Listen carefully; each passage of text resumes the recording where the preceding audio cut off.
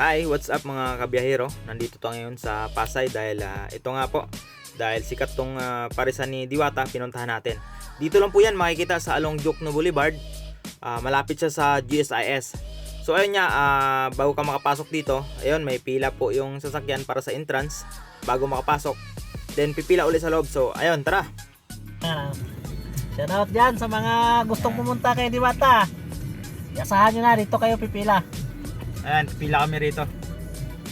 Titikman namin yung pares ni Diwata kung sulit ba. So ayun mga kabiyahero, nakapila pa rin kami ha. Di pa kami nakapasok dahil marami pang kumakain sa loob. Waiting lang muna kami bago makapasok. So ayun, may nakapasok na ng isa. So dito pala may entrance fee po sila na 50 pesos for 4 wheels, then 20 pesos po para sa motorcycle. So ayun, nakapark na kami at nakababa na kami. Pagbaba namin, so ang dami talagang tao dahil ito nga, dinudumog talaga to dito. Marami talagang kumakain dahil sa overload nila. Ayun, pumila na rin kami at yung kasama ko na overload daw o-orderin niya. So tumatanggap din po pala sila ng GCash. So yung overload pares po pala nila is 100 pesos only. Then pag bayad mo ng 100, bibigyan ka ng stub. Tapos pipila ka uli, kukunin mo na yung order mo doon na overload.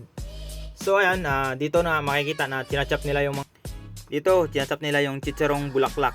So ayun, pipila tayo uli para malagyan na po ng sabaw, tapos makukuha natin yung rice natin mga kabiyahero. Ayun, para makakain na tayo at matikman tong overload pares ni Diwata. So ayun, makikita nyo naman. So ayun guys, nakuha na namin. Then nakapwesto na rin kami sa lamesa.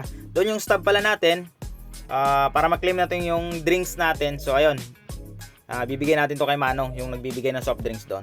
So tara, pupuntahan ko lang si Manong. Ayun, ito pala, bibigyan mo yung stub mo, iaabot mo lang kay Manong, tapos ilalagay mo lang sa lagayan, tapos ikaw na po bahala kung anong soft drinks yung gusto mo. So ayun, tara mga kabiyahero, tikman na natin tong overload pares.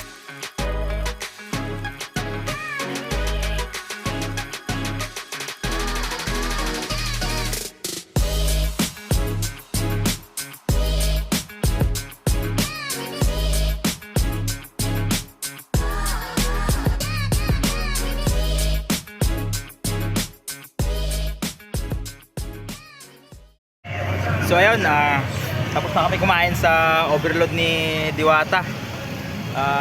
Ang lasa okay lang. Ayun mga kabiyahero, i-rate ko na lang tong overload pares ni Diwata. So lahat naman tayo kumakain ng pares, nakadepende na lang sa inyo kung ano panlasa nyo rito at ano yung panlasa nyo sa ibang pares. Pero sa akin, i-rate ko siya ng 1 to 10, bibigyan ko siya ng 6. Sa base sa aking experience at base sa aking natikman na pares overload ni Diwata. Yun lang. Parking mo rito 50. Overload nila is 100. Only rice, tapos only sabaw, saka isang soft drinks. And then yung parking mo rito sa 4 wheels is 50. So kakain ka lang saglit, 50 agad, di ba? Sa motor naman 20. So okay lang naman. At least nasubukan namin dito kasi lagi tong dinudumog dito kay Diwata dumog yung parisan niya. So kaya sinubukan namin kung anong sitwasyon dito, kung okay ba. Ayos lang. Ayun, lagas 200 plus 50 parking 250. So ayan, dito na lang. Kayo kung gusto nyo i-try dito, pwede naman. Dito lang naman yan sa may Pasay. Ayan, dami kumakain dito, papakita ko sa inyo.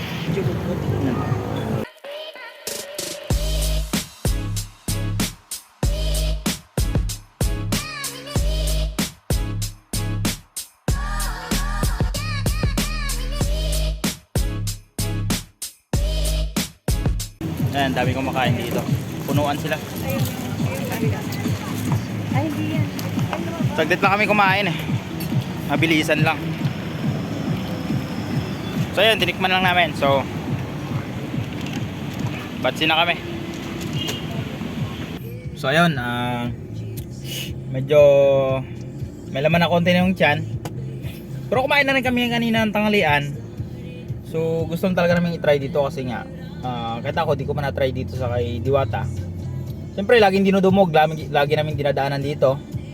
Dami nakapila So titikman namin yung lasa. So, okay lang.